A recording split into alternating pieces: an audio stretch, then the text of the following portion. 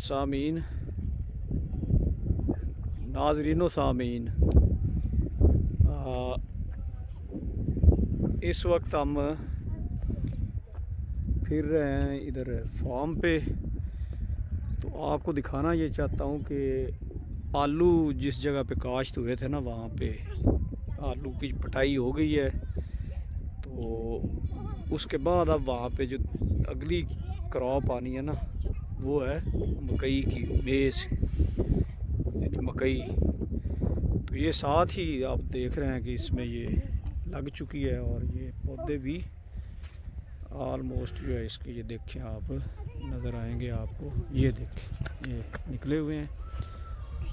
ये मकई जो है इससे बड़ी प्रोडक्ट्स बनती हैं।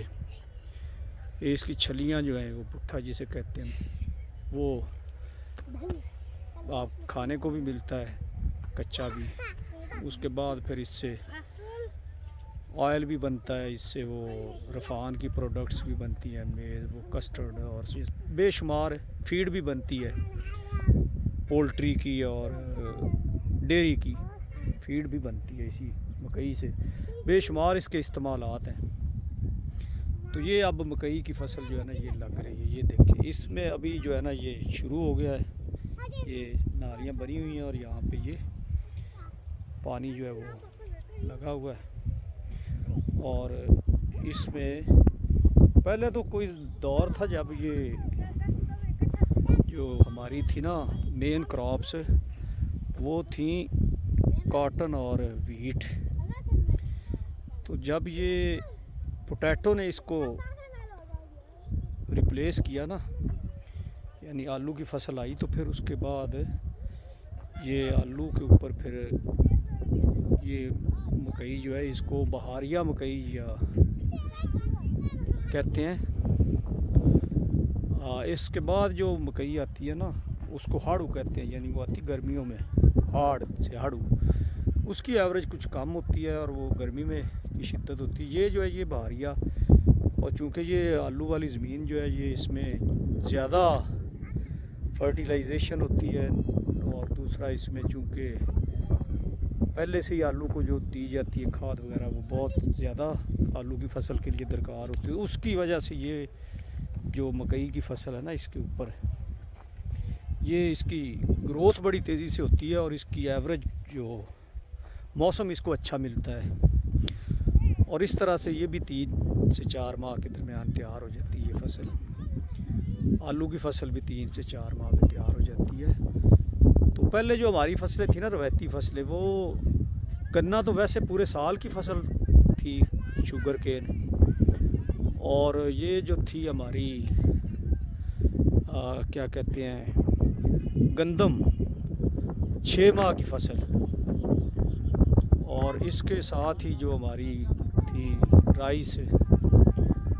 अब तो राइस में भी ऐसी वैरायटीज़ आ गई हैं जो कम वक्त में तैयार हो जाती हैं। तो राइस होती थी, और काटन भी 6 माह से ज़्यादा टाइम ले जाती थी।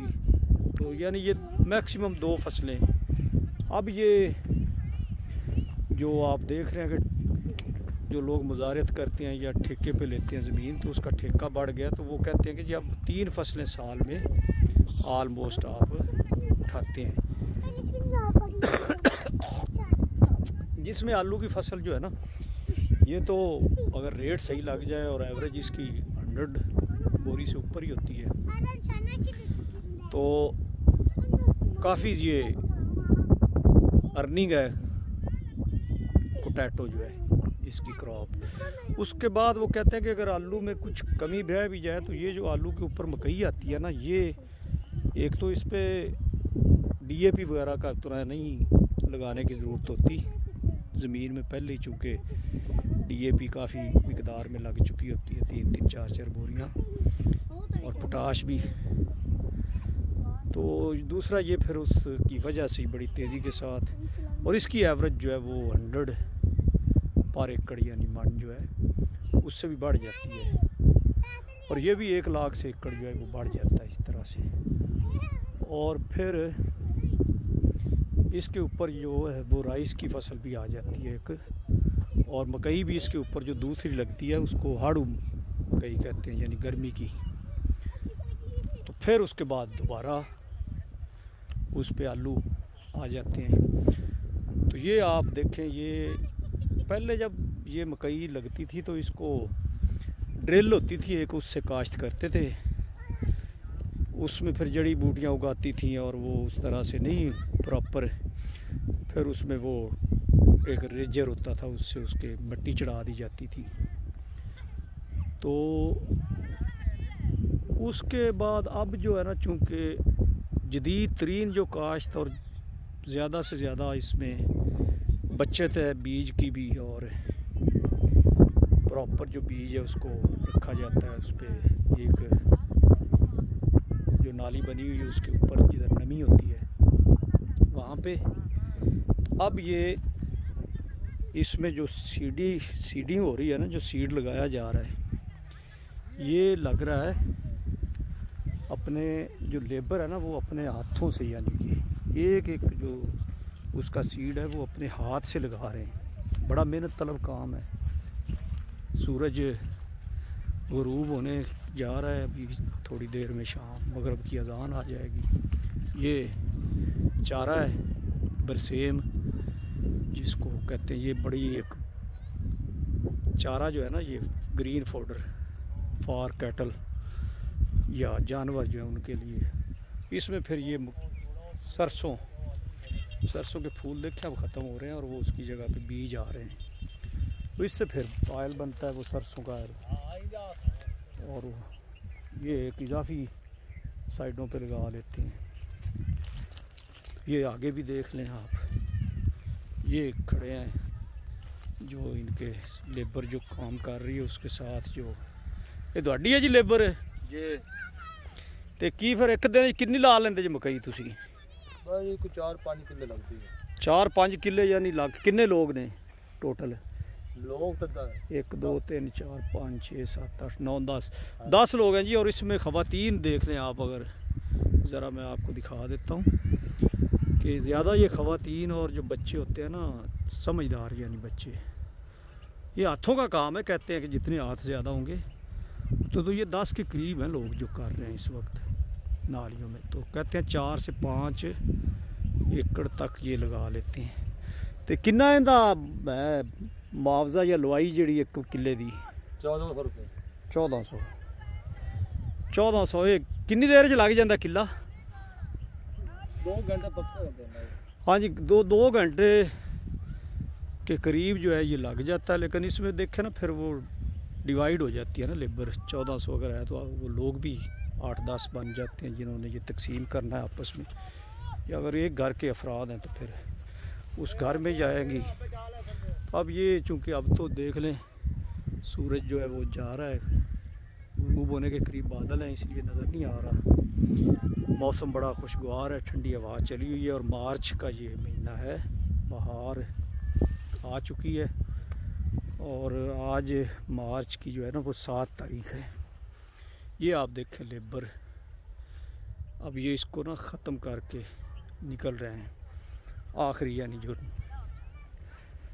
बीज है वो लगा के। दिन भी ख़त्म होने लगा इनका काम भी। कल से ये फिर यही लोग बेचारे वो आलू की पटाई जब होती है तो उसमें से वो आलू इकट्ठे करते हैं। उसके बाद फिर वही मकई जो है बाद में लगती है वो लगाते हैं। ये सारे काम इन्हीं लोगों ने करने होते हैं। अगरचे ऐसी मशीन्स और जदीद टेक्नोलॉजी आ गई है कि जिससे ये मकई भी लगती है और इवन राइस प्लांटिंग भी होती है उसकी भी। लेकिन ये जो लेबर है ना, इसका रोल आप ख़ास तौर पे एग्रीकल्चर में ख़त्म नहीं कर सकते। इनके बगैर लोडिंग अनलोडिंग फार्मिंग, ये देखें ज़रा, मैं दिखाना चाहता हूँ कि ख़वातीन जो हैं उनका कितना रोल है।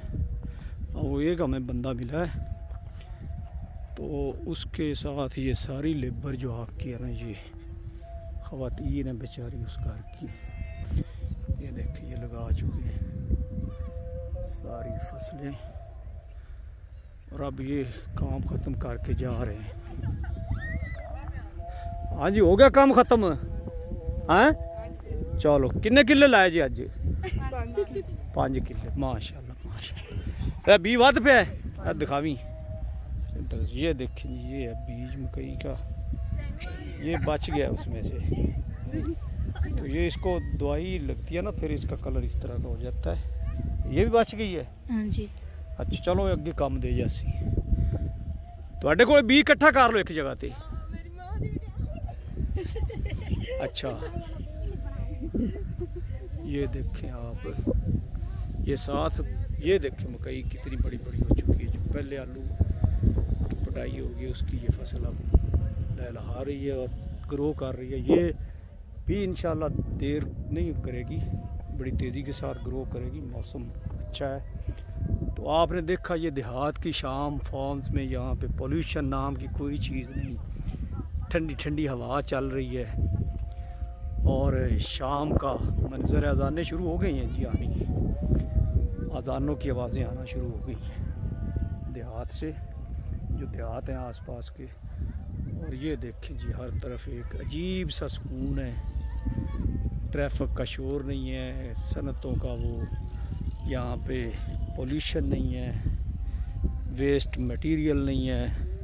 यहाँ पे जो लोग रहते हैं इनकी सेहत, वो कहते हैं कोरोना ने बड़ा मुतासर किया जी, बड़ा। अब देखें जो लोग ऐसे माहौल में रहते हैं, इतनी फ़िज़िकल एक्सरसाइज डेली कर रहे हैं, इस कुदरती माहौल में सारा दिन गुजारते हैं सब्ज़े के साथ, ऑक्सीजन और कार्बन डाइऑक्साइड यहाँ पे क्या होनी है, पोल्यूशन। देखें जी ये मंज़र ज़रा शाम गुरूब आफ्ताब का, कितनी ज़िंदगी पुरसकून है। और अब इसका आप अंदाज़ा लगाएं किसी बड़े शहर के साथ, तो वहाँ पे जो सीवरेज के मसाइल हैं, वहाँ पे जो लोगों की तंग घर हैं, और वहाँ पे जो वेस्ट मटेरियल्स हैं और आलूदगी है, ओवर क्राउडेड पॉपुलेशन घरों में, गुर्बत, सेहत के मसाइल। तो ये वजह है कि हमारी, चूँकि एक तो ये ज़राअत ने मईशत को बड़ा सहारा दिया कि जब कोरोना में सारे बाज़ार लॉकडाउन हो गए तो ये चलता रहा काम जो है ज़राअत का। फसल जो थी ना ये हमारा चूँकि ज़्यादा डिपेंड था इस पे, एग्रीकल्चर पे। तो दूसरा ये कि फिर ये लोगों की सेहत भी, इम्यूनिटी बहुत ज़्यादा उसमें काम आई।